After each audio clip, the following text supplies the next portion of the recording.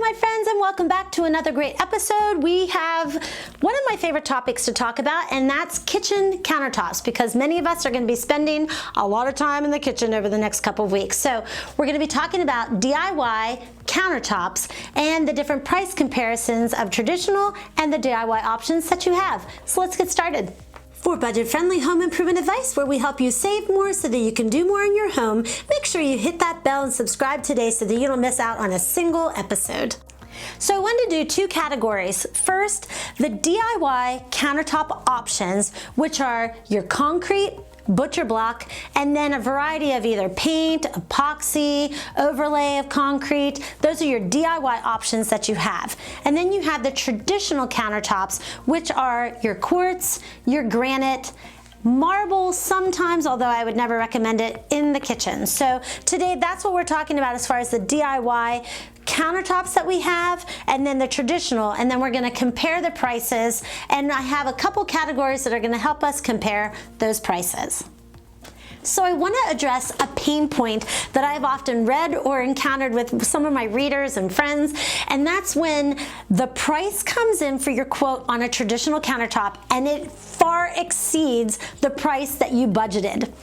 And that's what drives some people to a DIY countertop choice, which was what happened with us. So I want to address 5 areas that we're going to talk about with the DIY countertops and the price comparison, and that is: what size of DIY job are we trying to get into? What skill set it requires? The cleaning process, is it different than cleaning a traditional countertop? Let's talk about price, which that's the biggest thing, but price kind of influences those other things. And then the last one is, do the DIY countertops that we're going to talk about measure up to the quality, or can they withstand the durability of the traditional countertops? So we're going to break it down in this video. So let's first begin by talking about the price of a traditional countertop. So traditional that I'm going to talk about are quartz and granite. Those are the two pretty high ticket item when it comes to your kitchen renovation. Some people try to talk about marble, and it is highly recommended not to use marble in your kitchen because it stains, and let's face it, most of us are going to have staining. So that aside, we're going to talk about quartz and granite, and I have 2 friends that I interviewed that have both types of traditional countertops, and I want you to see what the price was for the size that they were talking about and allow you to see what a traditional countertop would cost you for your kitchen. The slabs plus the installation and the... Ooh, and installation does add to your cost of your granite, so make sure that when you're tallying that up, you ask them for the total cost, not just for the cost of the actual slab. That's good. And total cost of everything, installation, manufacturer, everything, $5,860. Now, this is the woman who taught me about budgeting from my previous job. We were both teachers together, and that's a whole nother story that we'll tell you about. So the fact that she knows it to the penny, I am not surprised. Meanwhile, it's not that. It's not that big of a deal. But I see what you're saying. But it did not necessarily show. I liked very much the sparkle. I love the sparkle. That was like just a bonus. But what I was looking for initially and going into it was something with white and gray. Now I'd like to play 2 videos for you that discuss the cost of 2 DIY countertop options. The first one was the concrete countertop that we did, and the second one is butcher block. And the butcher block that we're talking about in this one is where you can go and get a size that you need, and I believe it came in 4 feet and 8 feet sections, and you can get those off the shelf at one of your big box stores like Home Depot or Lowe's. We're looking around to good old IKEA. It's one of my favorite stores. You need to go if you've never been, find one. And we were looking around in the kitchen section and found this piece. And what we loved about it was that it was really versatile if we wanted to maybe even stain it later in life, or when we have more counter space, this would be a great coffee bar or just a piece in our living room. It only cost about $200, and for the quality of it, it's worth every cent. I did have to put it together, not hard. If I can do it, you can do it, I promise. So all in all, and as you can see, we have 2 sections that are islands, And then we have one run that we think is 13 by 7. It's either 12 by 7 or 13 by 7, but it's an L shape. So all in all of the material that went into it and then the tools, we did have we had to buy special tools for this project, and we estimated about $200 in tools. $250. Okay, $250. So all in all, this project cost us a whopping $1,250. Everything. So $1,250. So as a DIY project, you can see that we saved a huge amount as far as the cost was concerned. Okay, now that we talked about the cost of those traditional marble and quartz, and then we talked about the cost of concrete and butcher block, I want to add in a third category of DIY. So you can do a DIY concrete countertop, you could do a DIY butcher block, or the third kind that's becoming very trendy and very popular is if you were to either do paint, epoxy, or some sort of skim coat over your laminate that would be concrete. So those are the three different things that we're going to discuss now. But I think that you can look around and see it looks amazing. Let me show you what this looked like before.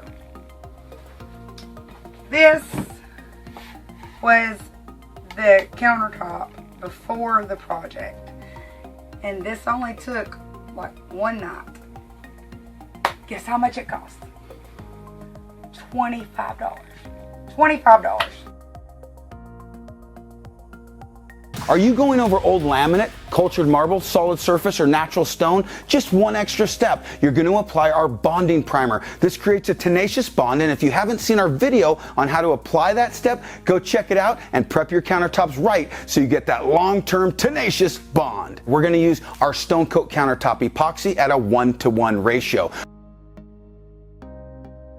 I had the idea of doing concrete countertops over my existing laminate countertops after reading several blogs, and they have great step-by-step instructions on these blogs, so I will link to those also. But I still had questions about exactly how much time it was going to take and how to get the results I wanted, so I hope this will help you.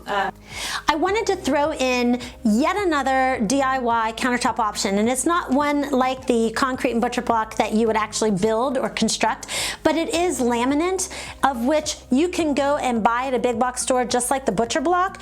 You can do it yourself as far as putting it on the countertop area that you need. And the really cool thing about laminate, which we've talked about in previous videos, is that you can get laminate either stock, which is, these are the 5-6 different types that they carry in colors, or you can even custom order laminate colors, and that is something you can do at a big box store as well, and then use that as a DIY countertop. Laminate, sometimes that edging will sort of snag off and you catch yourself on it. Yes, it will. It makes a really hard corner.